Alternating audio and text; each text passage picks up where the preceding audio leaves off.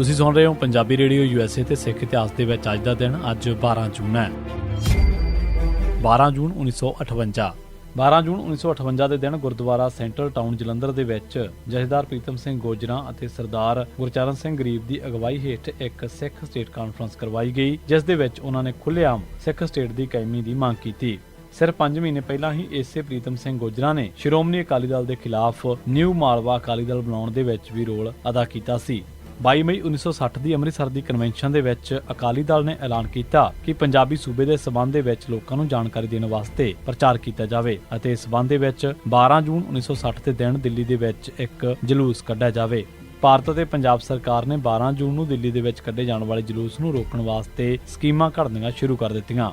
ਹਾਲਾਂਕਿ 15 ਦਿਨ ਪਹਿਲਾਂ ਡਿਪਟੀ ਕਮਿਸ਼ਨਰ ਦਿੱਲੀ ਨੂੰ ਜਲੂਸ ਕੱਢਣ ਵਾਸਤੇ ਦਰਖਾਸਤ ਦਿੱਤੀ ਜਾ ਚੁੱਕੀ ਸੀ, ਪਰ ਪੰਜਾਬ ਦੇ ਮੁੱਖ ਮੰਤਰੀ ਪ੍ਰਤਾਪ ਸਿੰਘ ਕੈਰੋਂ, ਪੰਡਿਤ ਜਵਾਹਰ ਲਾਲ ਨਹਿਰੂ, ਪੰਡਤ ਪੰਤ ਵਗੈਰਾ ਸਾਰੇ ਜ਼ੋਰ ਲਾ ਰਹੇ ਸਨ ਕਿ ਜਾਂ ਤਾਂ ਇਹ ਜਲੂਸ ਨਿਕਲਣੀ ਨਾ ਦਿੱਤਾ ਜਾਵੇ ਤੇ ਜੇਕਰ ਜਲੂਸ ਨਿਕਲਣਾ ਸ਼ੁਰੂ ਵੀ ਹੋਵੇ ਤਾਂ ਉਸ ਜਲੂਸ ਦੇ ਵਿੱਚ ਸ਼ਾਮਲ ਹੋਣ ਵਾਲੇ ਸਿੱਖਾਂ ਨੂੰ ਇੰਨੀ ਮਾਰਕੁੱਟ ਕੀਤੀ ਜਾਵੇ ਕਿ ਉਹ ਅਕਾਲੀ ਦਲ ਦੇ ਮੋਰਚਿਆਂ ਤੋਂ ਤੌਬਾ ਕਰ ਜਾਣ।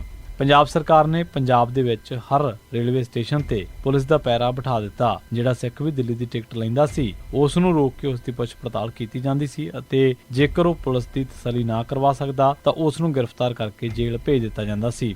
ਅਜਿਹੇ ਪੁਲਿਸ ਪਹਿਰੇ ਬੱਸਾਂ ਦੇ ਅੱਡਿਆਂ ਦੇ ਵਿੱਚ ਵੀ ਲਾਏ ਗਏ ਸਨ। 9 ਤੋਂ 12 ਜੂਨ ਤੱਕ ਹਜ਼ਾਰਾਂ ਸਿੱਖਾਂ ਨੂੰ ਸਟੇਸ਼ਨਾਂ ਅਤੇ ਬੱਸ ਅੱਡਿਆਂ ਤੋਂ ਗ੍ਰਿਫਤਾਰ ਕੀਤਾ ਗਿਆ। ਇਕੱਲੀ 11 ਤਰੀਕ ਨੂੰ 2000 ਤੋਂ ਵੱਧ ਸਿੱਖ ਸਿਰਫ ਦਿੱਲੀ ਪੰਜਾਬ ਸਰਹੱਦ ਤੇ ਗ੍ਰਿਫਤਾਰ ਕੀਤੇ ਗਏ ਸਨ।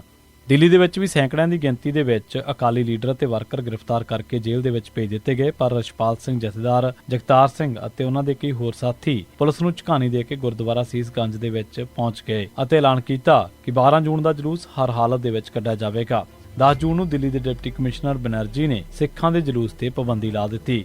ਦੁਪਹਿਰ 2 ਵਜੇ ਤੱਕ ਗੁਰਦੁਆਰਾ ਸੀਸਗੰਜ ਦੇ ਵਿੱਚ 30,000 ਤੋਂ ਵੱਧ ਸਿੱਖ ਇਕੱਠੇ ਹੋ ਚੁੱਕੇ ਸਨ। ਇੰਨੀ ਗਿਣਤੀ ਦੇ ਵਿੱਚ ਸਿੱਖਾਂ ਨੂੰ ਇਕੱਠੇ ਹੋਇਆਂ ਵੇਖ ਕੇ ਦਿੱਲੀ ਅਤੇ ਪੰਜਾਬ ਦੇ ਅਫਸਰ ਅਤੇ ਸਾਰੇ ਕਾਂਗਰਸੀ ਆਗੂ ਘਬਰਾ ਗਏ ਸਨ।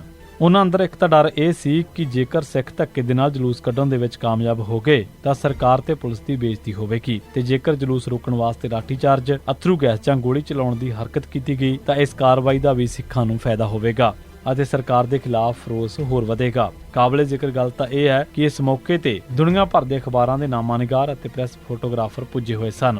ਉਸ ਜਗ੍ਹਾ ਲੱਗੇ ਇੱਕ ਸਪੀਕਰ ਤੋਂ ਅਚਾਨਕ ਐਲਾਨ ਕੀਤਾ ਗਿਆ ਕਿ ਸਰਕਾਰ ਨੇ ਜਲੂਸ ਕੱਢਣ ਦੀ ਇਜਾਜ਼ਤ ਦੇ ਦਿੱਤੀ ਹੈ। ਇਸ ਤੇ ਸਿੱਖ ਜਕਾਰੇ ਗਜਾਉਂਦੇ ਹੋਏ ਲਾਲ ਕਿਲੇ ਵੱਲ ਵਧੇ। ਥੋੜੀ ਦੂਰ ਤੇ ਪੁਲਿਸ ਭਾਰੀ ਗਿਣਤੀ ਦੇ ਵਿੱਚ ਖੜੀ ਹੋਈ ਸੀ। ਜਿਉਂ ਹੀ ਜਲੂਸ ਉੱਥੇ ਪਹੁੰਚਿਆ, ਪੁਲਿਸ ਨੇ ਸਿੱਖਾਂ ਨੂੰ ਫੜ ਕੇ ਪੁਲਿਸ ਦੀਆਂ ਗੱਡੀਆਂ ਦੇ ਵਿੱਚ ਭਰਨਾ ਸ਼ੁਰੂ ਕਰ ਦਿੱਤਾ। ਕੁਝ ਹੀ ਮਿੰਟਾਂ ਦੇ ਵਿੱਚ ਸੈਂਕੜੇ ਸਿੱਖ ਗ੍ਰਿਫਤਾਰ ਕਰਕੇ ਜੇਲ੍ਹ ਪਹੁੰਚਾ ਦਿੱਤੇ ਗਏ। ਦਰਅਸਲ ਜਲੂਸ ਦਾ ਇਹ ਰੂਟ ਨਹੀਂ ਸੀ। ਜਲੂਸ ਨੇ ਘੰਟਾ ਘਰ ਵੱਲ ਜਾਣਾ ਸੀ। ਸ਼ਾਮ ਦੇ 4 ਵਜੇ ਦੱਸੇ ਹੋਏ ਵਕਤ ਤੇ ਹਰਬੰਸ ਸਿੰਘ ਫਰੰਟੀਅਰ ਮੇਲ ਦੀ ਅਗਵਾਈ ਹੇਠ 4 ਸਿੱਖਾਂ ਦਾ ਪਹਿਲਾ ਜਥਾ ਕਾਲੇ ਚੋਲੇ ਪਾ ਕੇ ਨਿਕਲਿਆ ਅਤੇ ਪਾਠ ਕਰਦਾ ਹੋਇਆ ਘੰਟਾ ਘਰ ਵੱਲ ਚੱਲ ਪਿਆ।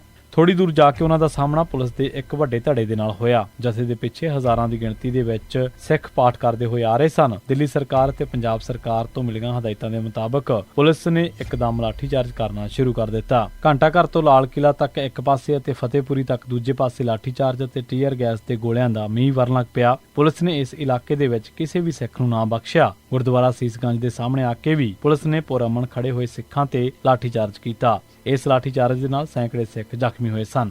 12 ਜੂਨ 1984 ਸਿੱਖ ਕਈ ਚਿਰਾਂ ਤੋਂ ਮੰਗ ਕਰ ਰਹੇ ਸਨ ਕਿ ਦਰਬਾਰ ਸਾਹਿਬ ਦਾ ਕੀਰਤਨ ਰੇਡੀਓ ਰਾਹੀਂ ਸੁਣਾਉਣ ਦੀ ਇਜਾਜ਼ਤ ਦਿੱਤੀ ਜਾਵੇ, ਪਰ ਸਰਕਾਰ ਇਹ ਗੱਲ ਮੰਨਣ ਨੂੰ ਤਿਆਰ ਨਹੀਂ ਸੀ। ਦਰਬਾਰ ਸਾਹਿਬ ਤੇ ਹਮਲੇ ਤੋਂ ਮਗਰੋਂ ਸਿੱਖਾਂ ਦਾ ਧਿਆਨ ਹਮਲੇ ਵੱਲੋਂ ਹਟਾਉਣ ਵਾਸਤੇ ਸਰਕਾਰ ਨੇ ਆਪ 12 ਜੂਨ 1984 ਦੇ ਦਿਨ ਤੋਂ ਦਰਬਾਰ ਸਾਹਿਬ ਦਾ ਕੀਰਤਨ ਰੇਡੀਓ ਤੋਂ ਰਿਲੇ ਕਰਨਾ ਸ਼ੁਰੂ ਕਰ ਦਿੱਤਾ। ਪਹਿਲੇ ਦਿਨ ਕੀਰਤਨ ਸ਼ੁਰੂ ਹੋਇਆ ਤਾਂ ਨਾਲ-ਨਾਲ ਗੋਲੀਆਂ ਚੱਲਣ ਦੀ ਆਵਾਜ਼ ਵੀ ਸੁਣਾਈ ਦਿੰਦੀ ਰਹੀ। 12 ਜੂਨ 1988 ਦੇ ਦਿਨ ਪੰਜਾਬ ਪੁਲਿਸ ਨੇ ਬਾਬਾ ਖੀਵਾ ਨਕੋਦਰ ਨੂੰ ਖਾੜਕੂ ਕਹਿ ਕੇ ਨਕਲੀ ਮੁਕਾਬਲੇ ਦੇ ਵਿੱਚ ਸ਼ਹੀਦ ਕਰ ਦਿੱਤਾ। 12 ਜੂਨ 1990 ਦੇ ਦਿਨ ਪੰਜਾਬ ਪੁਲਿਸ ਨੇ ਚਰਨਜੀਤ ਸਿੰਘ ਚੰਨਾ, ਭਰਾ ਚੈਂਚਲ ਸਿੰਘ ਉਦੋਕੇ, ਮੁਖਤਿਆਰ ਸਿੰਘ ਮੁੱਖਾ ਕਲਸੀਆਂ ਕਲਾਂ, ਢੰਡ ਸਿੰਘ ਕਸੇਲ, ਜਤਿੰਦਰ ਸਿੰਘ ਪੁੱਤਰ ਗੁਰਪ੍ਰਤਾਪ ਸਿੰਘ ਫਤਿਹਵਾਲਾ ਫਰੀਦਕੋਟ ਨੂੰ ਨਕਲੀ ਮੁਕਾਬਲੇ ਦੇ ਵਿੱਚ ਸ਼ਹੀਦ ਕਰ ਦਿੱਤਾ।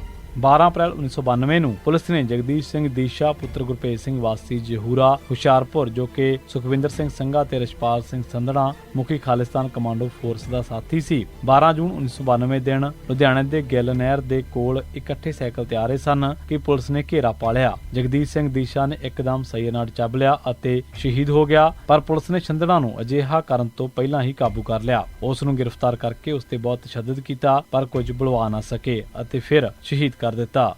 ਦਿੱਲੀ ਗੁਰਦੁਆਰਾ ਪ੍ਰਬੰਧਕ ਕਮੇਟੀ ਦੀਆਂ ਨਵੀਆਂ ਚੋਣਾਂ ਦੇ ਵਿੱਚ ਕਮੇਟੀ ਤੇ ਕਾਬਜ਼ ਹੋਏ ਬਾਦਲ ਅਕਾਲੀ ਦਲ ਨੇ 22 ਮਈ 2013 ਦੇ ਦਿਨ ਗੁਰਦੁਆਰਾ ਕਮੇਟੀ ਦੀ ਮੀਟਿੰਗ ਦੇ ਵਿੱਚ ਗੁਰਦੁਆਰਾ ਰਕਾਬਗੰਜ ਦੇ ਵਿੱਚ ਖੂਨੀ 84 ਦੇ ਵਿੱਚ ਮਾਰੇ ਗਏ ਸਿੱਖਾਂ ਦੀ ਯਾਦ ਦੇ ਵਿੱਚ ਯਾਦਗਾਰ ਬਣਾਉਣ ਦਾ ਮਤਾ ਪਾਸ ਕੀਤਾ। ਇਸ ਦਾ ਨੀਂਹ ਪੱਥਰ 12 ਜੂਨ 2013 ਦੇ ਦਿਨ ਰੱਖਣ ਦਾ ਐਲਾਨ ਕੀਤਾ ਗਿਆ। 8 ਜੂਨ ਨੂੰ ਦਿੱਲੀ ਦੀ ਪੁਲਿਸ ਨੇ ਇਸ ਯਾਦਗਾਰ ਨੂੰ ਗੈਰ ਕਾਨੂੰਨੀ ਕਾਰਵਾਈ ਕਹਿ ਕੇ ਗੁਰਦੁਆਰਾ ਕਮੇਟੀ ਨੂੰ ਨੋਟਿਸ ਜਾਰੀ ਕੀਤਾ, ਪਰ ਕਮੇਟੀ ਨੇ ਇਸ ਦੀ ਪਰਵਾਹ ਨਾ ਕੀਤੀ। ਉਧਰ ਪਰਮਜੀਤ ਸਿੰਘ ਸਰਨਾ ਨੇ ਹਾਈ ਕੋਰਟ ਦੇ ਵਿੱਚ ਕੇਸ ਕਰਕੇ ਇਸ ਉਦਘਾਟਨ ਨੂੰ ਰੋਕਣ ਦੀ ਕੋਸ਼ਿਸ਼ ਕੀਤੀ। ਹਾਈ ਕੋਰਟ ਨੇ 12 ਜੂਨ ਦੇ ਦਿਨ ਹੀ ਸੁਣਵਾਈ ਕਰਨੀ ਸੀ। ਗੁਰਦੁਆਰਾ ਕਮੇਟੀ ਨੇ ਚੁਸਤੀ ਕਰਦਿਆਂ ਅਦਾਲਤੀ ਸੁਣਵਾਈ ਨੂੰ ਮੁੱਖ ਰੱਖਦਿਆਂ ਮਿੱਥੇ ਸਮੇਂ ਤੋਂ 1 ਘੰਟਾ ਪਹਿਲਾਂ ਹੀ ਨੀਂਹ ਪੱਥਰ ਰੱਖਣ ਦੀ ਰਸਮ ਅਦਾ ਕਰ ਲਈ।